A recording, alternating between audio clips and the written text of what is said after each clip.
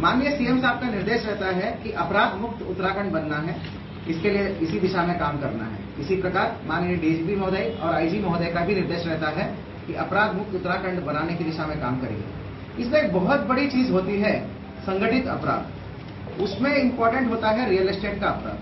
तो इस चीज में आज रुद्रपुर पुलिस को, रुद्रपुर थाना पुलिस को और एसओजी टीम को बहुत बड़ी सफलता मिली है। एक रुद्रपुर में एक टाउनशिप है शामिया करके, शामिया लेक सिटी करके। ये शामिया लेक सिटी कहने को तो लेक सिटी करके अपार्टमेंट्स बेचती है, परंतु विगत कई सालों से भोले भाले middle class, upper class and upper middle class के लोगों को रजिस्ट्री करा के पोजीशन लेने के नाम पे करोड़ों रुपए ठग दिया है। मतलब दर्जनों मतलब 20 से अधिक सिविल मुकदमे चल रहे हैं। इनके जो मालिक और संचालक द्वारा भोले भाले परिवार वालों से लाखों रुपए, लाखों ने करोड़ों रुपए, कई 100 करोड़ रुपए हड़प के इन्होंने क्या करा कि अपार्टमेंट देने के नाम पे पैसे ले लेते थे, परंतु उसको पैसे नहीं देते, सॉरी अपार्टमेंट कभी नहीं देते थे, ना ही पोजीशन देते थे। अब वो चक्कर काटते रहते थे। कुछ लोग सिविल मुकदमा डाले, कुछ लोग कोशिश करे एफआईआर डाले, लेकिन कभी एफआईआर के दायरे में नहीं आता था। और जैसे ही कोई शिकायत दे देता है पुलिस के पास, वो क्या करता था, वादी को मैनेज करके झूठा एक और अलॉटमेंट लेटर देता था। जैसे पहले तो एक अलॉटमेंट लेटर देता था कि for example flat number 12 tower number A, वो अलॉटमेंट लेटर दिखा के उसने 50 लाख रुपए ले लिया मैंने। फिर नेक्स्ट अब जब शिकायत आ जाती है तब वो बोलता है ठीक है समझौता कर लो, मैं अभी A नहीं दे पा रहा हूँ, फ्लैट नंबर C में दे देंगे हम, फ्लैट नंबर C में आप 14 नंबर ले लो। तो ऐसे एक और एग्रीमेंट बना दिया, एक और उसकी रजिस्ट्री भी बना देते। इस प्रकार मल्टीपल रजिस्ट्री बनाते थे। पता चले वो रजिस्ट्री करने का वो हकदार ही नहीं थे वो, और पोजीशन तो है ही नहीं।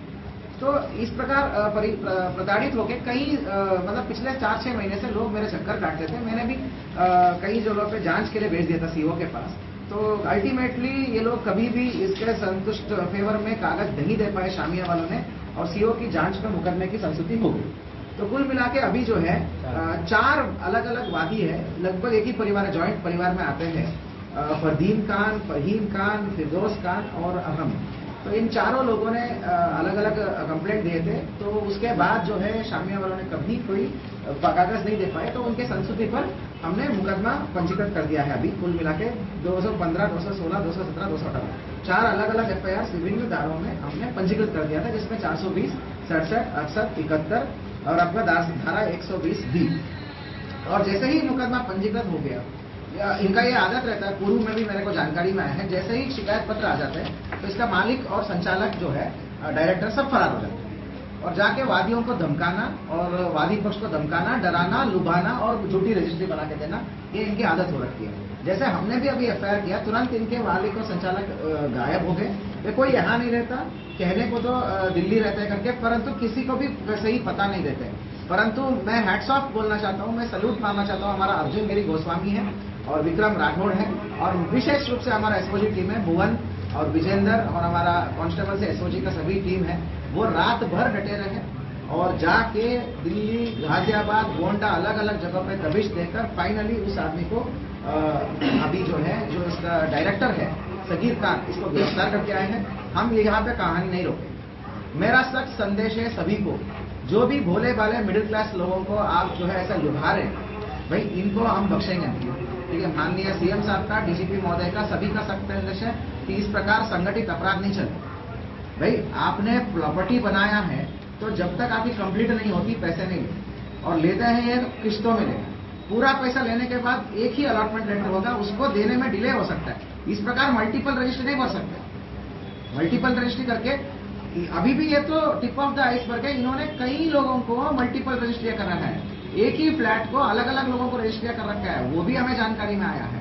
तो जो भी प्रॉपर्टी बिल्डर ऐसा करता है और मिडिल क्लास लोगों के साथ खिलवाड़ करता है, उनके ऊपर सख्त कार्रवाई करेंगे हम। ये तो एक शुरुआत है। अभी जो है इनके सभी मालिकों को और जो भी है इनका पदाधिकारीगण है, विभिन्न पोस्ट होल्डर है जो ये काम करते थे, उन सबके भूमिका भी हम खोजेंगे। फिर गहनता से जांच करने के बाद ये दस्तावेज के आधार पर हम उनके ऊपर भी कार्रवाई करेंगे। अभी फिलहाल एक मेन मालिक है जमील अहमद, वो फरार चल रहा है। वो अगर बाहर कंट्री में भी जाता है तो हम लुकआउट सर्कुलर जारी करेंगे, और उनको विदेश से भी पकड़ के लाना हो हम विदेश से पकड़ के लाएंगे। आगामी फ्यूचर में हम इन्हीं पे गैंगस्टर की कार्रवाई भी करेंगे, और इनका संपत्ति कुर्क करना और संपत्ति जब्त करने की कार्रवाई भी हम अमल में लाएंगे।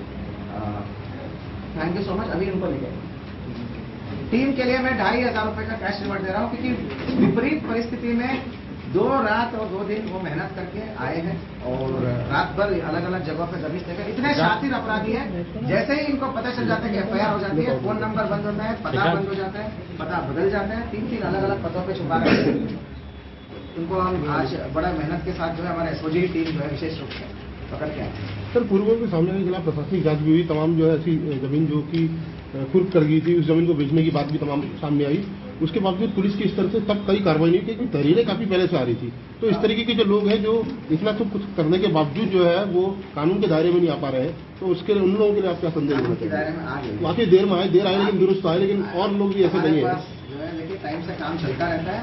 मेरा सर्वोच्च प्राथमिकता है, जोशी जी आप भी उस दिन बैठे थे, ये परिवार जब आया था किस हालत में आए थे, कई महीनों से जांच के नाम पे चक्कर काट दिया। क्योंकि ये लोग क्या करते थे, आप इसको मोडस ऑपरेंडी जाने, इनके पास पूरी टीम रहती है, लीगल टीम भी रहती है, धमकाने वालों की भी टीम रहती है।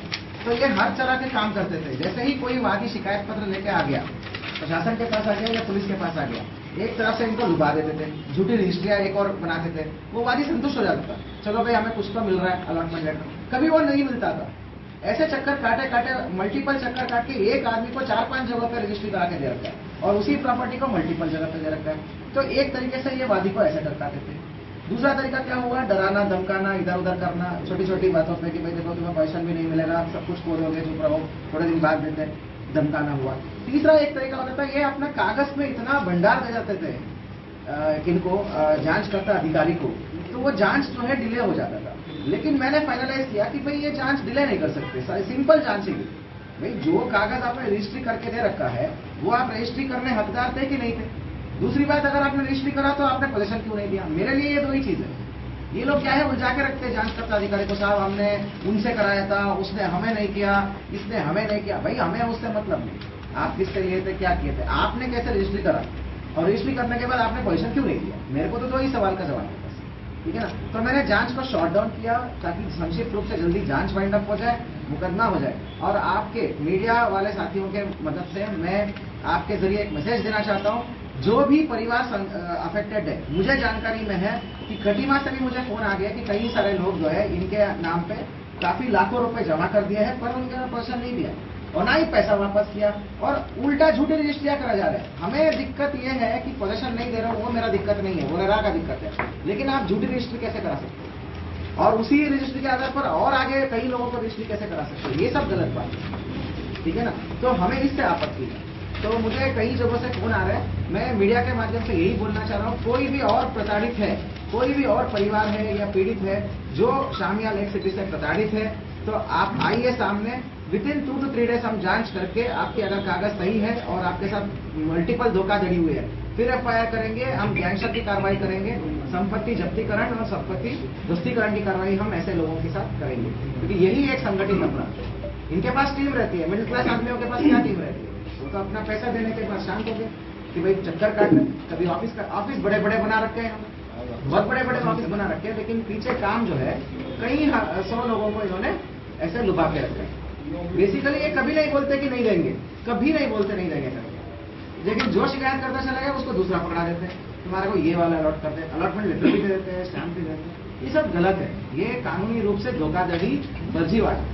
सर, इस तरीके के संगठित अपराध है, आर्थिक अपराध जो है, उनके लिए जैसे कई बड़ी जांच की जरूरत नगर पुलिस ने करी है, अलग घोटाला हो, तमाम जांचें करी है, ऐसे कई मामले आते हैं, तो इनके लिए अलग से ऐसी जरूरत नहीं महसूस होती है कि जिले के अंदर एक आर्थिक अपराधों की जांच के लिए अलग से विंग बनाई जाए। डीजीपी साहब का ऑलरेडी आदेश है कि इकोनॉमिक ऑफेंसेस विंग होता है, हमने बना भी रखा है, लेकिन हम अभी इसमें क्या देख रहे हैं कि और FIR देगा। ये भी 4 FIR हो गया, मैंने मीडिया के माध्यम से अपील भी किया, और भी जब FIR हो जाएंगे तो इसी मामले की बात नहीं कर रहे सर, जैसे इस तरीके के जो मामले आते हैं, आर्थिक अपराध से जुड़े जो मामले आते हैं, उसके लिए क्योंकि जैसे दैट इज ऑलवेज देयर, वो घटित है, परंतु मैं बता रहा हूँ जो थाना जितना स्विफ्टनेस से काम कर पाएगी, स्पेशल विंग जो है ऐसे मामलों में उतनी स्विफ्टनेस से नहीं काम कर पाएगी। जैसे रुद्रपुर थाना, तो उसी थाने का एक SIT बनाने में ज्यादा अच्छा रिजल्ट मिलता है, तो हमने ये देखा है।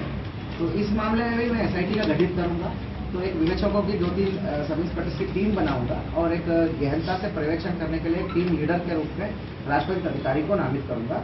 वो पल पल की हमें खबर देते रहेंगे और इफेक्टिव रूप से इस विवेचना को अंजाम तक पहुंचाएंगे। पुनः एक बार आप लोगों से अपील है कि कोई भी यदि प्रताड़ित है तो आइए, मेरे ऑफिस में आइए, हमारे ऑफिस में आके हमें शिकायत दीजिए। हम सही तरीके से हैंडल करेंगे, मुकदमा भी लिखा जाएगा और इनको जेल भी भेजा जाएगा, गैंगस्टर की कार्रवाई भी की जाएगी। संगठित अपराध जो है पनपने नहीं देगा, चाहे कितना बड़ा